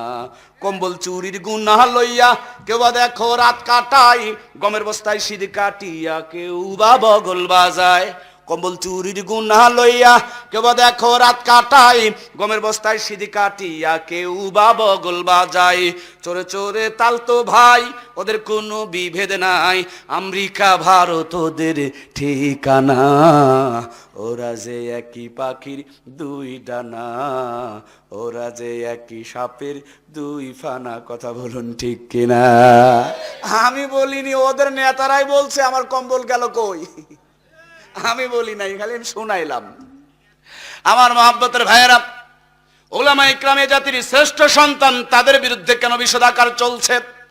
সম্মানিত ভাইয়েরা আমার, জাতির পিতা হযরত ইব্রাহিমকে আগুনে ফেলার জন্য শয়তান পরামর্শ দিল, ন্যাংটা করো। ন্যাংটামির কিছু নমুনা আপনাদের সামনে তুলে ধরতেছি। ভাইয়েরা আমার, কষ্ট পাচ্ছেন নাকি আপনারা? আমি বললাম, চাচা অপরাধ করলো মানুষ আর জুতার মালা গরুর গলায়, বিচারটা ঠিক হয়? চাচা বলে, বিচার নয়, বিচার নয়, এটা হলো গরু বাঁচানোর কায়দা, গরু বাঁচানোর। আমি বললাম, চাচা কিভাবে? মুরব্বী আমারে বুঝায় বললেন, দেখো আকাম কুকাম যা হয়েছে হয়েছে, নতুন করে যেন না হয়, তার জন্য জুতার মালাটা পরাই রাখা হয়েছে। এবার যদি বদনজর লাগায়, জুতার ওপারেই বদনজর থাকবে, ভিতরে নাকি আসর করবে। চিন্তা করলাম, হায়রে বাঙালি, তরমুজ বাঁচাইতে পারো, কদু বাঁচাইতে পারো, কাঁঠাল বাঁচাইতে পারো, গাভী বাঁচাইতে পারো, মগর বউ বাচ্চারে বাঁচাইতে পারিলা। বাড়ি ঢাকা, গাড়ি ঢাকা, বউ বেটি মাশাআল্লাহ মোটামুটি ফাঁকা। খালি মেয়েদের দোষ দিয়া লাভ নাই, ছেলেরাও কম নাই। কথা বলেন ঠিক কিনা? প্যান্টের ভিতরে শার্ট ঢুকাইয়া বেল দিয়া ইন করা, এদিকে ঢাকা, হাসতেও পারে না, কাশতেও পারে না, বসতেও পারে না। ফুল হাতা জামা, গলার মধ্যে টাই, মরে যায় মরে যায়। ওনার সব ঢাকা, পিছন দিকে ভাবি বসা। বলেন তো ঢাকা না ফাঁকা? এই কয় না কেন রে আল্লাহ রে? আমি জানি ময়মনসিংহ ভালো, কিন্তু গোটা দেশের উপরে বিচার করে বলেন, নিজেরটা ঢাকা কিন্তু বিবিরটা। ওর পায়জামা দিয়া পর্যন্ত রাস্তা ঝাড়ু দেওয়া যায়, কিন্তু ভাবিটা দেখবেন ডিভাইডেড ডিভাইডেড। ওর সব ঢাকা, মাশাআল্লাহ, এটার দেখবেন জায়গায় জায়গায় ফাঁকা। এমন বোকার বোকা, বাজারে গিয়া আঙ্গুর, আপেল, কমলা, বেদনা বাড়িতে নিয়ে এসে ধুইয়া মুইসা খাই। যদি বলেন ভাই এমনি খেলেই তো ফুরিয়ে যায়, বলে তোমাদের মতন বোকা নাকি আমরা? কত মাছি আর মশাই বসেছে, বদনজর লেগেছে। না ধোয়া খাইলে পেটের ব্যারাম হবে, বদহজম হবে। ও বোকা, আঙ্গুর আপেল কমলা বেদনা ধুইয়া খাও, মুইসা খাও, কিন্তু টোটাল দিন মোটরসাইকেলের পিছনে চড়াইয়া বউকে যে মুচি সামার সাঁতাল বুনা মাথরকে দেখাও। এক বদনা পানি দিয়ে ওজুও নাই, গোসলও নাই, ধোয়াও নাই, মুছাও নাই, নামাজও নাই, কিছুই নাই। এই বউকে নিয়ে রাত্রিবেলা মিলামিশা করো, এই 6 সিবিলি 6 গডরিয়া হয়। পেটে যদি কোনো সন্তান জন্ম নেয়, আল্লাহর ওলি নয়, লুচ্চা গুন্ডা বাটপার হয়। কথা বলুন ঠিক কিনা? ওয়াশ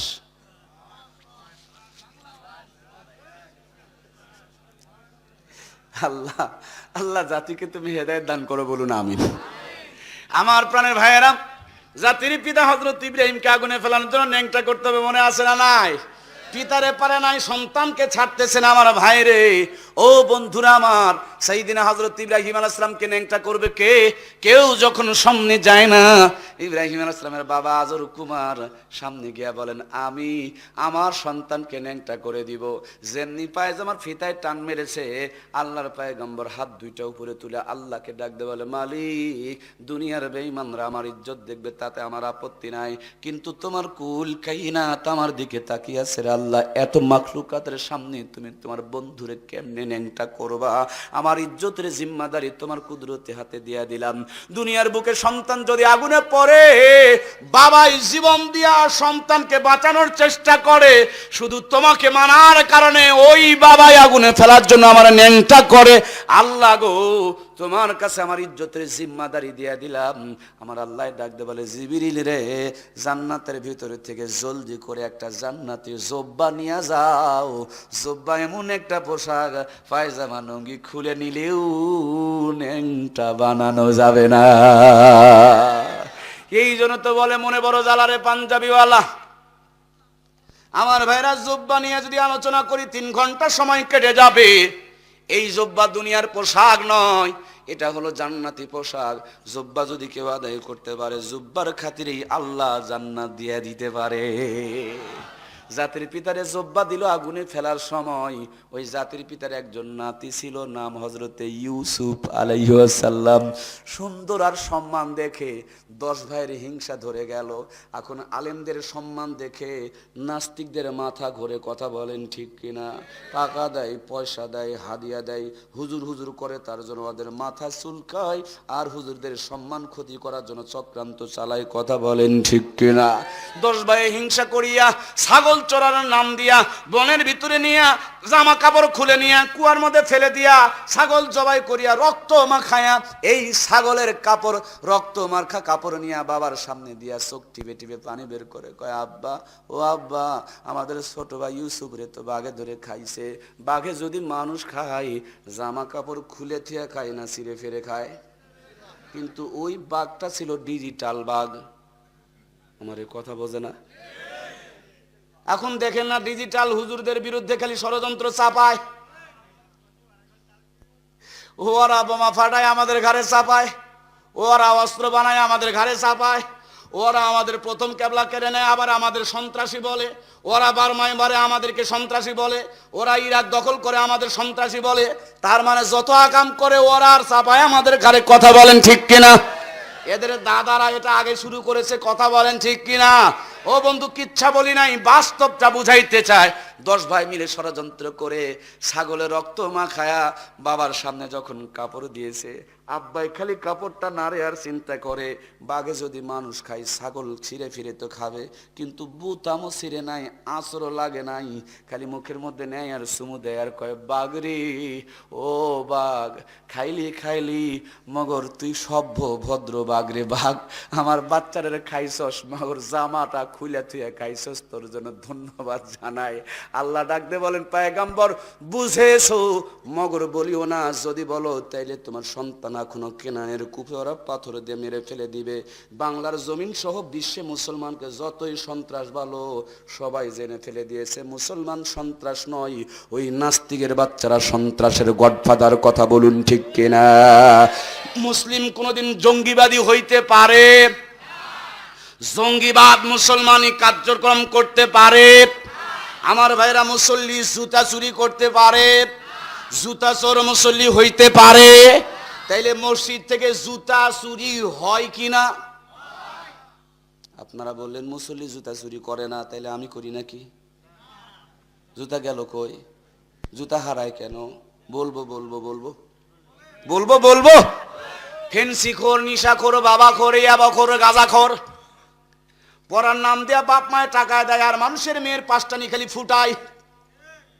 লেখাপড়া ভালো নাই, প্রেমিকায় অন্য জায়গায় টিকিট কেটে বিয়ে করছে, চাকরি শেষ, টাকাও নাই, চাকরিও নাই, প্রেমিকাও নাই, টাকাও নাই, এখন নিশা করে পড়ে গেছে, বড় বেকায় দেয়। দাড়িটা সেভ করবে বেলেট কেনার মতন টাকা, ও অভাবের দাড়ি রাস্তায় কুড়িয়ে পেয়েছে একটা টুপি। চিন্তা করে আমি তো এলাকার মারখা মারা ফেন্সিডিল খোর, যদি মসজিদে যাই ধোলাই সারা উপায়। এখন মানুষের বাড়ির জানালার ফাঁক দিয়ে কুঞ্চি ঢুকায়া পাঞ্জাবি চুরি করে। কেমন মুসল্লি দেখেন, চুরি করা পাঞ্জাবি, অভাবের দাড়ি, আর রাস্তায় কুড়িয়ে পা টুপি, তিনটার বিনিময়ে মুসল্লি সাজিয়া মসজিদে ঢুকে পড়েছে। সবাই যখন আমাদের সিজদাতে, এই মুসল্লির মাত দিয়ে দেখবেন এই জুতার চোরের নজর তখন জুতাতে। কথা কন না কেন? আমার ভাইরা, যারা বোমা ফাটায় এরা মুসলমান নয়, এরা মুসলমান। জোরে বলেন মুসলমান। ওই আইএসের জঙ্গি, ওরা মুসলমান নয়। 100 বার ওরা মুসলমান নয়। যদি মুসলমান হতো আমাদের প্রথম কেবলা কেড়ে নিত, ওই ইসরায়েলকে তারা উড়িয়ে দিত। কথা বলেন ঠিক কিনা? ইসরায়েল কি তোদের মায়ের ভাতার? কেন ইসরায়েলকে কিছু বলিস না? আমাদের ভালো ভালো জায়গায় কেন বোমা ফাটাস? মসজিদে কেন এসে বোমা মারিস? তার মানে ওরা মায়ের ভাতার, ওরাই টাকা দিয়ে এই কামগুলা করায়, আর ভালো ভালো মুসলমানের দেশগুলোকে অশান্তি লাগায়। কথা বলেন ঠিক কিনা? মন খারাপ করলেন নাকি আবার? ভাই আমরাই তো, বাহিরের কেউ আছে নাকি যে মন খারাপ করার? কষ্ট হচ্ছে আপনাদের? মুখলেস ভাই শেষ করে দিই নাকি? ভাই কষ্ট হচ্ছে না তো আপনাদের? না জানি কি মন খারাপ করছেন যে হুজুর আরে কথাও কয়ে ফেলতেছে। কথা কেন, এর চাইতে বড় কথা বলা দরকার। কারণ ওই বেয়াদবগুলো যদি আজ মুসলমান হতো, মুসলমানদের প্রথম কেবলা বাইতুল মুকাদ্দাসকে রক্ষা করার জন্য চেষ্টা করত। ওই দিকে তাকায় না, ভালো ভালো দেশে রাস্তার মোড়ে মেরে এসে বোমা ফাটায়, আর ওদের নাস্তিকদেরকে দাওয়াত দিয়া বাংলাদেশে ঢোকায়। কথা বলেন ঠিক কিনা? আমি আমার প্রশাসনের গোয়েন্দা বাহিনীর ভাইদেরকে বলতে চাই, জঙ্গিবাদ জঙ্গিবাদ যারা বলে বেড়ায়, এই বেয়াদবকে ধরে আগে রিমান্ডের মধ্যে নিয়ে দেখেন, তার কাছে জঙ্গিবাদের আসল তত্ত্ব আছে। কথা বলুন ঠিক কিনা? জঙ্গি নিয়া ভঙ্গি করার সময় এখন শেষ। সত্যিকারের জঙ্গি কারা দেখছে বাংলাদেশ? কথা বলুন ঠিক কিনা? জঙ্গি নিয়ে ভঙ্গি করার সময় এখন শেষ। সত্যিকারের জঙ্গি কারা দেখছে বাংলাদেশ। আসলে জঙ্গি মুসলমান নয়, জঙ্গি মাদ্রাসাওয়ালা দাড়িওয়ালা নয়। কথা বলুন ঠিক কিনা? প্রাণের ভাইয়েরা আমার, জাতির পিতা হযরত ইব্রাহিমকে আগুনে ফেলানোর জন্য পায়ে জামায় টান মেরেছে, আল্লাহ জুব্বা দিয়া হেফাজত করেছে। ওই জাতির পিতার নাতি হযরত ইউসুফ আলাইহিস সালামকে নিজেরাই জামার মধ্যে রক্ত ভরায়া দাদার কাছে বাবার কাছে পাঠিয়ে দিয়েছে। বাবা খালি নারে আর চিন্তা করে, বাঘে যদি মানুষ খাই অবশ্যই জামা ছিঁড়ে ফেরে খায়, কিন্তু জামা ছিঁড়ে নাই, ফারে নাই, বুঝে ফেলেছে এটা বাঘের কাম নয়, এই শয়তানদের কাম। কথা বলুন ঠিক কিনা? আজ বিশ্বব্যাপী মুসলমানদের ঘাড়ে যত দোষ চাপাই, এটা মুসলমান কোনো দোষ করে না। নাস্তিকরা দুই একজন ভেলেন তৈরি করে ওদের দ্বারা আকাম করায় আমাদের ঘরে চাপাই। কথা বলুন ঠিক কিনা? প্রাণের ভাইয়েরা আমার, জোহরের 4টি রাকাত নামাজ, জোহরের 4টি রাকাত নামাজ বুঝে ফেলেছি। জোহরের 4টি রাকাত নামাজ জাতির পিতা সাইয়েদিনা ইব্রাহিম আলাইহিস সালামের স্মৃতি। এই জাতির পিতা হযরত ইব্রাহিম আলাইহিস সালামকে ন্যাংটা করতে পারে নাই। দ্বিতীয় পরামর্শ, চতুর্দিকে 40,000 নারী পুরুষকে জেনা করতে লাগাও। জেনা ব্যভিচার বাংলার জমিন সহ গোটা বিশ্বে বাড়তেছে। আমার ভাইরা, এই জেনা যখন শুরু হয়েছে, হযরত ইব্রাহিম একা হয়ে গেছে, আগুনের মধ্যে চরকিটা পড়তেছে। খুব মন লাগান শটে আমি বলে যাচ্ছি, আগুনের মধ্যে পড়তেছে। এই মুহূর্তে জিবরাইল চরকিটা আটকা দেয়া বলে, পয়গম্বর পারমিশন দেন, টোটাল অগ্নিকণ্ড নিভাইয়া দিব। আল্লাহর পয়গম্বর বলে, না, যে আল্লাহর জন্য আগুনে জ্বলি তার সাহায্য চাই, অন্য কারো দরকার। আমরা যখন বিপদে পড়ি 2 রাকাত ওযু করে 2 রাকাত নামাজ পড়ে যদি আল্লাহর কাছে প্রার্থনা করতাম, আল্লাহ কোটি কোটি গুণ সম্পদ বাড়িয়ে দিত। কিন্তু বউ বন্ধক খেয়ে খাই, তার জন্য আমাদের বরকত। ভাইয়েরা আমার, আগুনের মধ্যে পড়তেছে, আগুনের তাপে পশমগুলো বেকা বেকা হয়ে যাচ্ছে, আল্লাহর কুদরতি কলিজায় জোশ এসে গেছে। আমার আল্লাহ তাআলা ডাক দিয়ে বলেন, কুলনা ইয়ানারু কুনি বারদাও ওয়া সালামান আলা ইব্রাহিম। আকে লুৎফে খেসেরা ইজহার করদ বাখলি লসনারে রাগুল জারে করদ সুয়ে উখস মিকে তেরাম দাখতা ফাশায়ে কার উসকে ফায়েত সাখতা। জোরে বলুন মারহাবা। যেমনি আগুনের ভিতরে পড়েছে, আমার আল্লাহ হুকুম করেছে, আগুন রে আমার বন্ধুর জন্য জান্নাতের বাগান হয়ে যাও। আগুন তো জান্নাতের বাগান হয়ে গেছে। নমরুদ এক দৌড় দিয়া 3 তলার ছাদের উপরে চড়ছে, মনে মনে ভাবছে, হুজুর তো আগুনের মধ্যে পুড়তেছে, আমি একটু মজা করে দেখব। তাকায় দেখে পড়ে নাই রে, পড়ে নাই, আগুনের ভিতরেও বসে বসে জান্নাতের ফল খায়। জোরে বলুন সুবহানাল্লাহ। নমরুদ খান থেকে চিৎকার দেয়, আগুন তোর কি জ্বালানোর ক্ষমতা নাই? আগুন আমার আল্লাহকে ডাক দেয়, বলেন, ইন্নামা আমরুহু ইদা আরাদা শাইআন আইয়াকুলা লাহু কুন ফায়াকুন। কাদেরে কুদরত তুদারি হরসি খাহি আকুনদ মুরদারা তু জানে বকশত জিন্দারা বেজা কোন। যেমনি কোন বলেছে, আগুনের জবান খুলে গেছে। আগুন ডাক দে বলছে, নাস্তিকের বাচ্চা নাস্তিক, আমার ক্ষমতা আছে কি নাই? ছাদে থেকে কি বোঝা, ছাদে থেকে কি বোঝা যায়? ক্ষমতা যদি বুঝতে চাও, ছাদে থেকে নেমে থরথর করে কাঁপে আর বলে, সর্বনাশ, হুজুরে পুরাইতে পারে না, মগরা আমারে গরম দেখায়। আগুন বলে, বেটা গরমের দেখছসটা কি, খালি একবারে নামে আয়। আমার ভাইয়েরা, দাউ দাউ করে আগুন জ্বলছে। মজার 2টা কথা আপনাদের শুনিয়ে দিয়ে যেতে চাই। ওই মুহূর্তে 2টা ঘটনা ঘটে গেছে। একটা প্রাণীর নাম কাকলাস, রক্তচোষা, ডাহিন, খাটাস, গিরগিটি, দেখলেই খালি মানুষেরা মারে। আপনারা এই প্রাণীটারে কি বলেন ভাইয়েরা আমার, বলুন তো দেখি? দেখলেই খালি মারে। এই প্রাণীটা হযরত ইব্রাহিম আলাইহিস সালামকে পোড়ানোর জন্য খড়ি বহন করেছিল, মতান্তরে ফুঁ দিয়েছিল, তার ফুঁ দিয়া কোনো কাম হয় নাই। শত্রুতা আল্লাহর কাছে এটা ঘৃণিত হয়ে গেছে। ওই কাকলাস, রক্তচোষা, ডাহিন, খাটাস, গিরগিটি, যেটা টিকটিকির মতন, বন্ধুরা আমার, যত মারবেন তত সোয়াব। একটা মারলে হজের সোয়াব, শুক্রবারের দিনে মারলে হজের সঙ্গে উমরারও সোয়াব। আর একটা প্রাণীর নাম অনেকেই বলেছেন ব্যাং, কিন্তু আল্লামা শেখ সাদী বলেন এটা ব্যাং না, এই প্রাণীটার নাম হলো হুমা পাখি। সংখ্যায় খুব কম, আকাশের বহুত গভীরে থাকে। ঠোঁটের মধ্যে পানি নিয়া হালকা করে পানিগুলো ছেড়ে দিয়া হযরত ইব্রাহিমকে বাঁচানোর জন্য চেষ্টা করছে। ওনার ঠোঁটের পানি তো এই পর্যন্ত পৌঁছে নাই, চেষ্টাটা আল্লাহর কাছে কবুল হয়ে গেছে। এই প্রাণীটার সম্মান আর মর্যাদা আমার আল্লাহ কত বাড়িয়েছে। আল্লামা শেখ সাদী বলেন, হুমা পাখি যদি কোনো মানুষের মাথার উপরে ছায়া দেয়, দুনিয়ার ভিতরে সেই লোকটা রাজা বাদশাহ না হলে আল্লাহর ওলি হইয়া যাবে। 40 দিন পর আল্লাহর পয়গম্বর হযরত ইব্রাহিম আলাইহিস সালাম যখন আগুন থেকে বের হয়ে আসতেছে, নমরুদ সামনে দাঁড়ায় কয়, ইব্রাহিম তোমার সঙ্গে পারলাম না, মগর তোমার আল্লাহকে ছাড়বো না। হযরত ইব্রাহিম বলেন, যদি পারো মোকাবিলা করো, আমার কোনো আপত্তি। এই গর্ধব নালায়েক আদবুল্লাহ আল্লাহর দুশমন সাদা একটা হাতের পিঠে চড়িয়া, হাতের মধ্যে তীর ধনুক লইয়া, শুক্রবারের দিন খোলা ময়দানে দাঁড়িয়ে আসমানের দিকে একটা তীর মেরে দিয়েছে। আমার আল্লাহ ডাক দে বলে, জিবরিল রে, নমরুদের হাতের তীরটা ধরে নে, তীরের মাথায় মাছের রক্ত ভরিয়ে দে। বন্ধুরা আমার, মরা হাঁস মুরগি কি আপনারা খান? কিন্তু মরা মাছ, আল্লাহ কয়, জিবরিল রে, এই মাছের মাথা, মাছের রক্ত ওই তীরের মাথায় ভরিয়ে দে, কিয়ামত পর্যন্ত মরা মাছ আমার উম্মত বান্দা বান্দির জন্য হালাল বানিয়ে দে। তীরের মাথায় রক্ত ভরে যখন জমিনে এসেছে, নমরুদ মনে মনে ভাবছে আল্লাহ মরে গেছে। লোকটা ছিল ধুতি পরা, নাচতে নাচতে একবারে দিশাহারা, কাপড় খুলে গেছে, তারপরে কোনো খবর। আল্লাহ কয়, নাচ নাচ নাচ, যে আল্লাহ নাচাইতে পারে ওই আল্লাহ বসাইতেও পারে। ধরে না ধরে না ধরে না, যখন ধরে তখন আর। আমার আল্লাহ বলেন, ওয়া মাকারু ওয়া মাকারাল্লাহ ওয়াল্লাহু খায়রুল মাকিরিন। কত মক্করবাজি জানিস আর নাচতে পারিস, নাইসা ল খবর আছে, কথা বলেন ঠিক কিনা?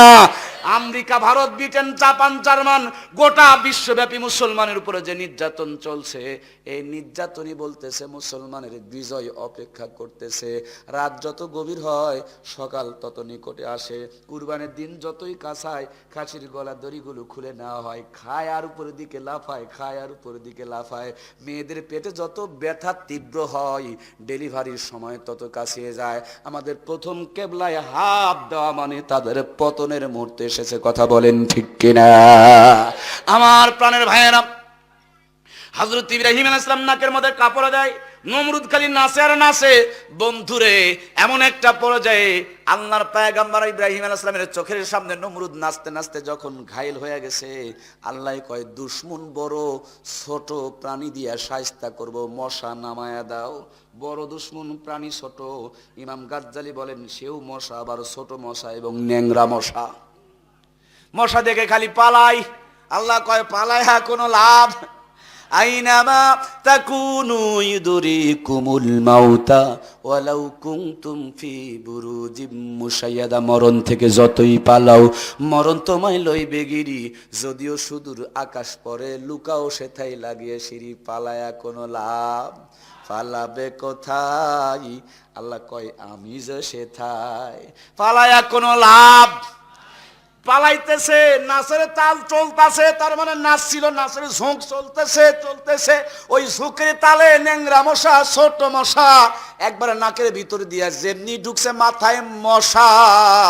যেই নাচনিওয়ালা উনি এখন কইতেছে তোমরা আমাকে বসা। কথা কি বোঝা যায় ভাইরা আমার? রেডিমেড বসান দেওয়ার জন্য আর কি পাওয়া যাবে? তখন স্যান্ডেল, চামড়া বাটার জুতা পাওয়া যেত না। মানুষের পা ছিল লম্বা, শাল কাঠ আর সেগুন কাঠের খরম ব্যবহার করতো। খরম বুঝতেছেন তো বন্ধুরা আমার? ক্রিকেট খেলা প্লেয়ারে ভাইয়ের আমার কান লাগান, খালি ছক্কা ছক্কা ছক্কা বলেন। ছক্কা চালু করেছে নমরুদকে দিয়ে। আমার আল্লাহ জোরে বলেন সুবহানাল্লাহ। এই নমরুদের পায়ে সেগুন কাঠের শাহী জুতা, তার মানে শাল কাঠের ছক্কা মার্কা ব্যাট। আমার ভাইয়েরা লম্বা সেগুন কাঠের একটা খরম, নমরুদের মাথা মার্কা বল আর চাকর মার্কা প্লেয়ার। হিসাবটুকু দেখেন, যারি মাথা তারি জুতা তারি চাকর। সুবহানাল্লাহ হয়নি? জোরে বলেন, আরো জোরে। আমাদের এই হাত দামি হাত, আমরা কোনোদিন এই হাত দিয়া নাস্তিককে মেরে হাতের পবিত্রতা রক্ষা করব না। হাতের এই হাত দিয়ে কোনোদিন নাস্তিককে আমরা মারতে যাব। যে বেয়াদবি করবে তার চাকর তার জুতা দিয়ে তাকে বসাবে। এটা আজ থেকে বহুত আগে আল্লাহ বানায়া দিয়া রাখছে। কথা বলেন ঠিক কিনা? আজ যারা কোরআনের বিরুদ্ধে লাফালাফি করো, কান খুলে শুনে রাখো, কোন আলমের হাতে তোমার মরণ হবে না। তোমার কাজের লোক হোক আর বউ হোক আর ছেলে হোক, অথবা তোমার পিস্তলের গুলি দিয়ে তুমি নিজেই মরবা। কথা বলেন ঠিক কিনা? এটা আগেই প্রমাণ করে আল্লাহ রেখে দিয়েছে। উনি কিন্তু ইব্রাহিমকে মারতে চেয়েছেন, কিন্তু ইব্রাহিম আলাইহিস সালাম তিনাকে কখনো মারতে চান। নাচতেছিল, মাসে মাথায় মশা ঢুকেছে, এখন ঠাস ঠাস করে মারে, রক্তগুলো ফিনকি দিয়া ঝরে।